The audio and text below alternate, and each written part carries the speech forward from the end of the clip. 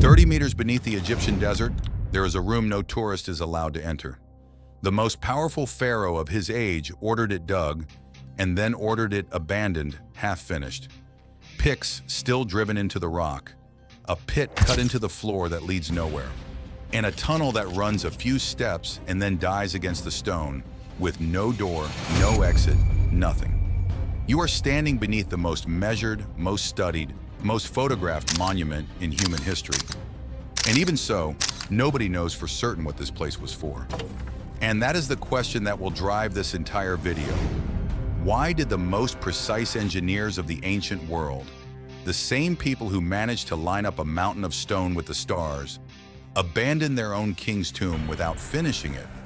The answer hides a decision that changed the shape of the Great Pyramid while it was already half built.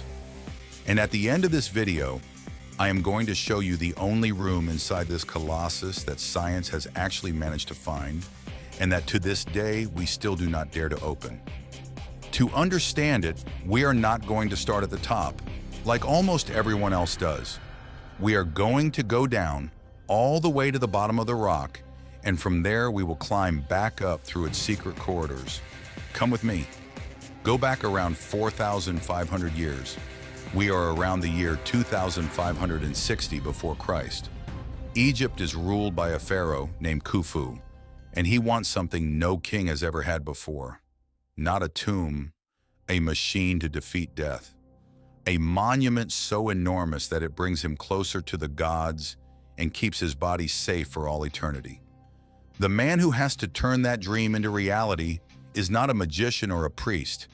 He is the pharaoh's own nephew, an engineer named Hemiunu, and he is facing a problem that, on paper, has no solution. The pyramid has to be finished while the pharaoh is still alive, because without a king there is no burial worth anything. And that means one thing: speed. Brutal speed. Do the math with me.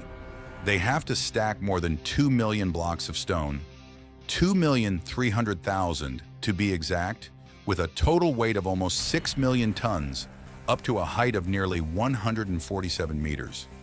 That is as tall as a 45-story building, made of nothing but stone, with no cranes, no steel, and no concrete, and all of it in about 2 decades. If you divide the blocks by the days they had, it works out to setting one new stone every few minutes, without stopping, day and night, for an entire generation. And they could not just pile them up any old way. The base of the pyramid is a square more than 230 meters on each side, and it is leveled with a difference of barely a couple of centimeters from one end to the other. On top of that, they aligned it with the north with a precision that is still hard to believe today, thousands of years before the compass even existed, almost dead on true north. Hold on to that detail, because in a moment it is going to crash head-on into something that makes no sense at all. And listen, because the picture you have in your head of how they built all this is almost certainly wrong. That image of hundreds of thousands of slaves dragging stones under the whip is a lie. But we will come back to that lie later, because what really happened is even more incredible. First, Hemiunu had to solve the hardest problem of all. Where do you put the king's chamber without 6 million tons of stone crushing it? Think about it for a second. If you put a room with a flat ceiling under a mountain of 6 million tons, the ceiling cracks. That is not an opinion, it is pure physics. The stone above pushes down and crushes any empty space it finds. So the Egyptians did something that still leaves engineers speechless today. Above the king's chamber, they did not put one ceiling. They put 5. 5 hollow compartments, stacked one on top of the other, separated by enormous granite beams weighing up to 80 tons each. And as if that were not enough, brought from a quarry more than 800 kilometers away, floating down the Nile. But the real trick is right at the very top. They finished off the last compartment with 2 giant slanted blocks, leaning against each other, forming an upside-down V. Like when you press the tips of your fingers together and they hold a weight between them without collapsing. What is that for? so that the weight of the mountain no longer falls straight down onto the room, but slides off to the sides, exactly the way rainwater slides off the sloped roof of a house. The stone no longer crushes the chamber. It goes around it. It avoids it. The result of that invention? In more than 4,000 years, only a single crack has ever appeared above that room. One, small, in one of the slabs of the ceiling. 4,000 years holding up the weight of an entire mountain with one single fissure. But as impressive as all of this is, the real mystery of the Great Pyramid is not up here. It is right beneath your feet. Imagine you walk in. The only real entrance is hidden in the north face, and from there the corridor begins to descend. You have to crouch, because the ceiling is barely a meter above the floor. The air turns thick, hot, with a smell of damp stone and trapped millennia.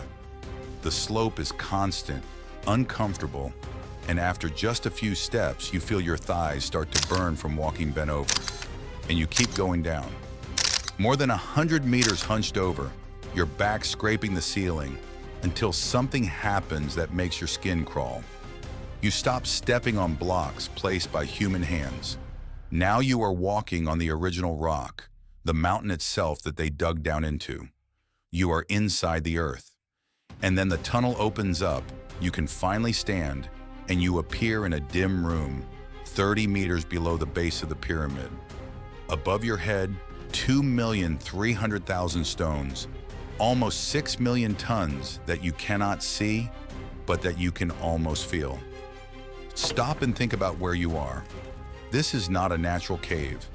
This is a hole that someone decided to carve out by hand, with copper chisels, 4,500 years ago, just to hide a king from the rest of the world.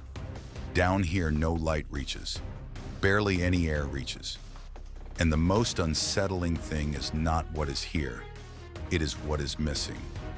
Because this room is unfinished. The floor is half cut, uneven, as if the workers had dropped their tools in the middle of a sentence. There is a pit dug in the center that sinks a few meters and then stops for no apparent reason. And from one corner runs that narrow tunnel that goes a few steps and dies against the rock, leading nowhere. And here is what does not add up. The same people who leveled the base to within a couple of centimeters, the same ones who nailed the alignment to the north almost exactly and fit 80-ton blocks together without a millimeter of play, down here they left everything half done. The most perfect builders of the ancient world abandoned their own work in this basement. Why? This is what is believed to have happened, and it is the heart of the whole story. Khufu began his tomb like every pharaoh before him, digging downward into the bowels of the earth toward the world of the dead. That is why this underground room exists. It was the original plan. But halfway through construction, the pharaoh changed his mind. And it was not a small change. He no longer wanted to go down into the darkness. He wanted to go up. He wanted his chamber to be high up in the heart of the mountain, as close as possible to the sky and to the stars his soul was supposed to travel toward when he died.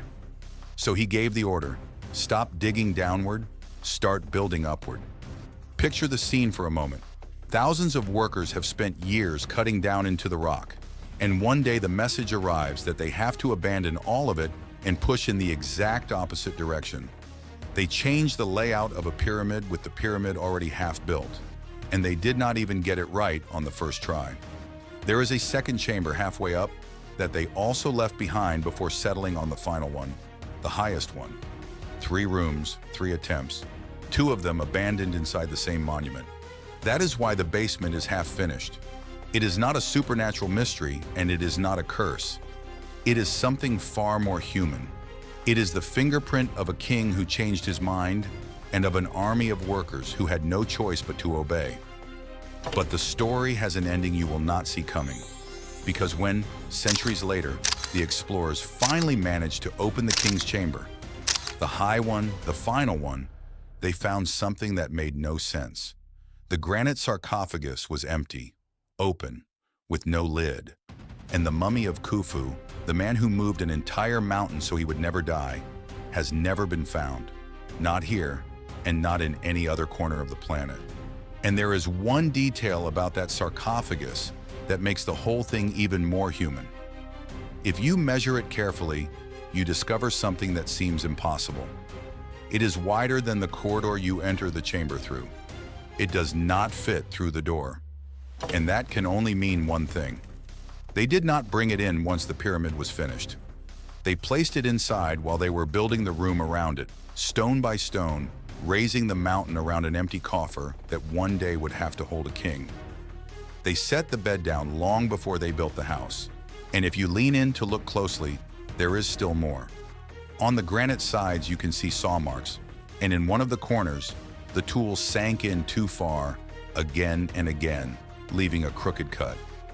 Mistakes. Small slips from a stonemason who, 4,500 years ago, had a bad day carving his pharaoh's final bed. Think about that. That stone bed is still in there, with its badly made cuts, waiting. The one who was supposed to sleep in it for all eternity never arrived. And now, yes, we are going to tear down the lie I promised you at the start. The one every movie repeats. The idea that this pyramid was built by hundreds of thousands of slaves, dragging stones under the whip, weeping in the sun.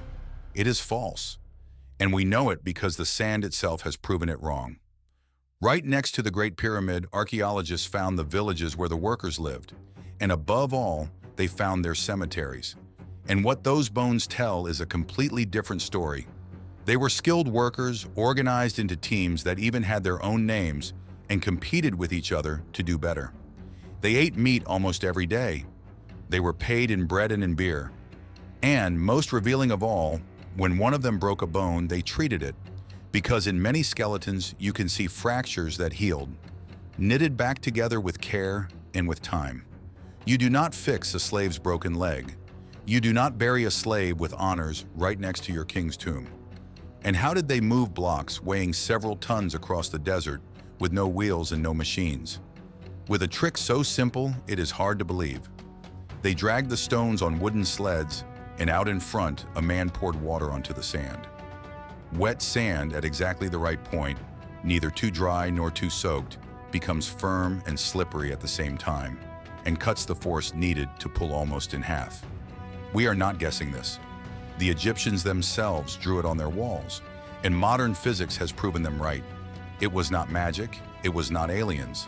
It was engineering, plain and simple, repeated millions of times. The Great Pyramid is not a monument to suffering. It is the greatest organized engineering project of the entire ancient world.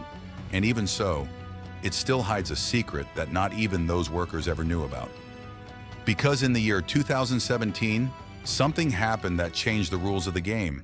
An international team of physicists placed some very special detectors inside the pyramid, muon detectors. Muons are tiny particles that rain down from the sky non-stop at every hour of the day, and that pass through stone the same way X-rays pass through your body when you get an X-ray. And here is the brilliant idea. Where there is solid stone, few particles get through. Where there is a hidden gap, many more get through. So just by counting muons, you can see what is inside the rock without drilling through a single block. The technique is so slow that they had to leave the detectors in place for entire months, collecting particles one by one in silence inside the pyramid. And when they finally read the results, they found something nobody expected. A huge room, completely hidden, right above the Grand Gallery, that sloped passage that climbs toward the king's chamber. The hidden gap is at least 30 meters long. 30 meters, the size of a passenger airplane, hidden inside the pyramid for 4,500 years without a single person knowing. They called it the Big Void. And to make sure it was not a machine error, 3 different teams with 3 different technologies confirmed it separately. It was the biggest discovery inside the Great Pyramid in more than 100 years. And what could be in there? Nobody knows. And that is exactly the part that drives the experts crazy.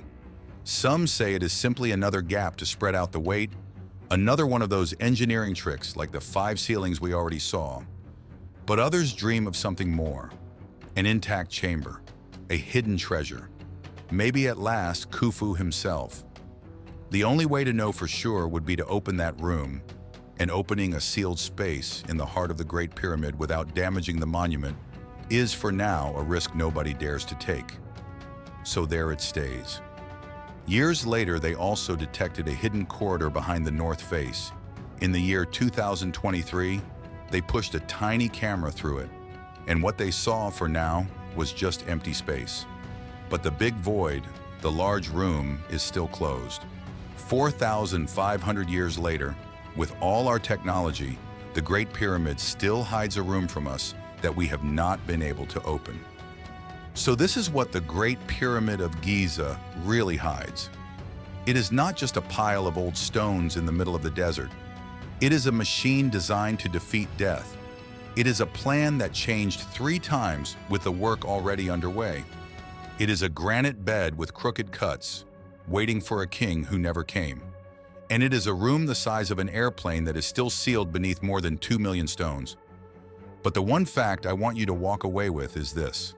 For almost 4,000 years, no human structure was ever taller than this pyramid. None. Not a cathedral, not a tower, not a castle. Entire empires fell. Whole languages were invented and forgotten. Religions were born and disappeared. And while all of that was happening, year after year, century after century, this pyramid was still the tallest thing the human being had ever managed to build. 4,000 years at the top of the world, with an abandoned basement and a secret room we still do not know how to open. So the next time you see a photo of the Great Pyramid, do not see a worn-out triangle of stone lost in the desert. You are looking at the best guarded safe in all of history, and we still do not have the combination. If you have made it this far and you want to discover what is really hidden inside the most incredible places in the world, subscribe to the channel and turn on the bell so you do not miss the next one. Every week we open up a new place and show you what nobody else tells you. See you inside.